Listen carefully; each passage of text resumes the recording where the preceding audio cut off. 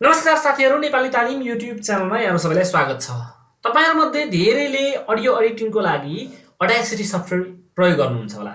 Audacity software प्रयोग गर्दाखेरि जब हामी सुरुमा इन्स्टल गर्छौं र अडियोलाई हामी एडिट गरिसकेर जब एक्सपोर्ट गर्छौं त्यतिखेर चाहिँ हामी MP3 मा एक्सपोर्ट गर्दाखेरि एउटा DLL समस्या देखाउँछ र MP3 मा एक्सपोर्ट हुँदैन।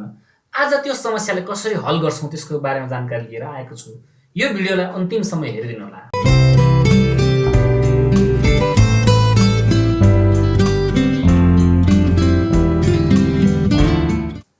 साथीहरु, पुनः स्वागत छ।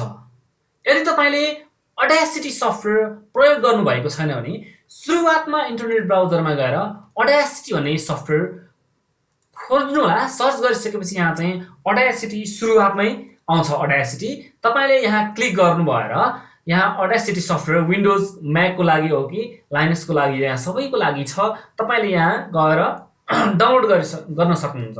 मैले चाहिँ Audacity सफ्टवेयर अलरेडी इन्स्टल गरिसकेको छु र मेरोमा के प्रब्लम आयो भने जब मैले Audacity सफ्टवेयरबाट अडियो एडिट गर्छु, अडियो एडिट गरिसकेपछि MP3 मा एक्सपोर्ट गर्दा MP3 मा एक्सपोर्ट गरेको टाइममा चाहिँ MP3 मा एक्सपोर्ट हुँदैन। WMV मा तिनी अरु फर्मेटमा एक्सपोर्ट हुन्छ तर MP3 मा एक्सपोर्ट हुँदैन।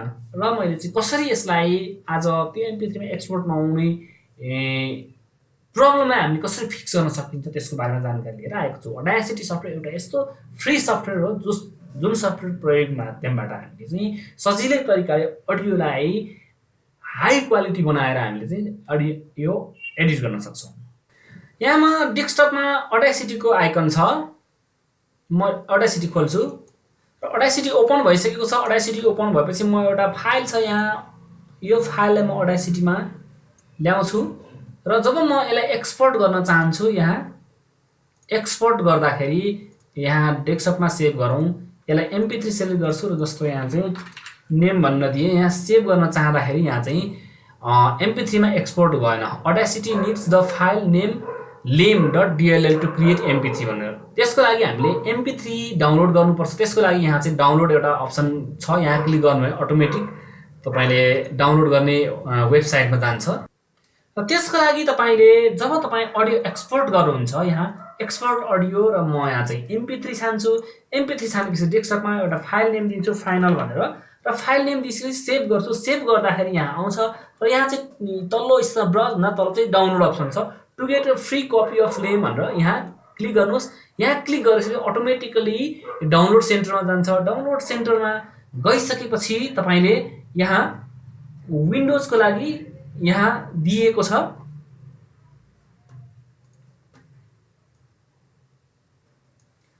तपाईले यहाँनिर see installing and update activities on Windows यहाँ क्लिक गर्नु होला। यहाँ क्लिक गरिसकेपछि यहाँ चाहिँ इन्स्टलिङ लेम अन विन्डोजमा क्लिक गर्नु होला। यहाँ विन्डोजमा क्लिक गरिसकेपछि यहाँ सबैभन्दा माथि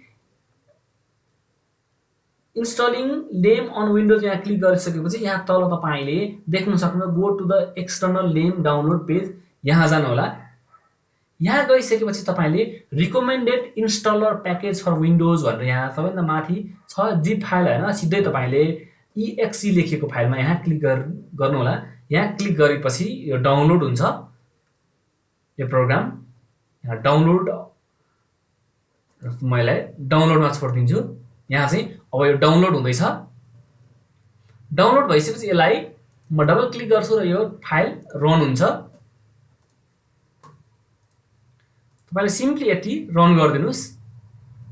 फेरि म एकपटक देखाउँछु र यदि यहाँबाट भएन भने यदि एक्सपोर्ट गर्दाखेरि यस्तो देखिन्छ। यो डाउनलोड अप्सनमा तपाईले क्लिक गर्नु होला। क्लिक गरिसकेपछि अटोमेटिकली पेज खुल्छ। पेज पछि यहाँ विन्डोज भन्ने अप्सन छ र म्याक लिनक्स र विन्डोज भन्ने अप्सनमा लेम इन्स्टलेसन सेक्सन यहाँ क्लिक गर्नु होला। यहाँ क्लिक गरिसकेपछि अब यहाँ चाहिँ इन्स्टलिङ लेम अन विन्डोजमा go to the external lame download page यहाँ क्लिक गर्नु होला। यहाँ क्लिक गरिसकेपछि तपाईले यहाँ डाउनलोडमा चाहिँ रिकमेन्डेड इन्स्टलर प्याकेजमा छ लेम 3.99.3 छ, यहाँ क्लिक गर्नु। त्यसपछि डाउनलोड हुन्छ। डाउनलोड भइसकेपछि इन्स्टल गर्नु होला। अहिले मैले तपाईकै अगाडि इन्स्टल गरिसकेको छु। अब फेरि एक पटक यसलाई म हाम्रो सायद क्लोज नगरिकनै हुन्छ होला। म एकपल्ट फेरि एक्सपोर्ट गर्न चाहन्छु र यहाँ डेस्कटपमा जाउँ। हाम्रो लेम चाहिँ इन्स्टल गरिसकेको छु र लेमै भनेर सेभ गर्न चाहन्छु। यहाँ हेर्नुहोस्, अब यो सेभ गर्न दियो MP3 मै। म यो सेभ गरेँ। यहाँ चाहिँ MP3 मा एक्सपोर्ट भइरहेको छ। यसरी तपाईँले MP3 कन्भर्ट गर्नलाई प्रब्लम भयो भने तपाईँले लेम डाउनलोड गरेर यहाँ चाहिँ lem.enc.dll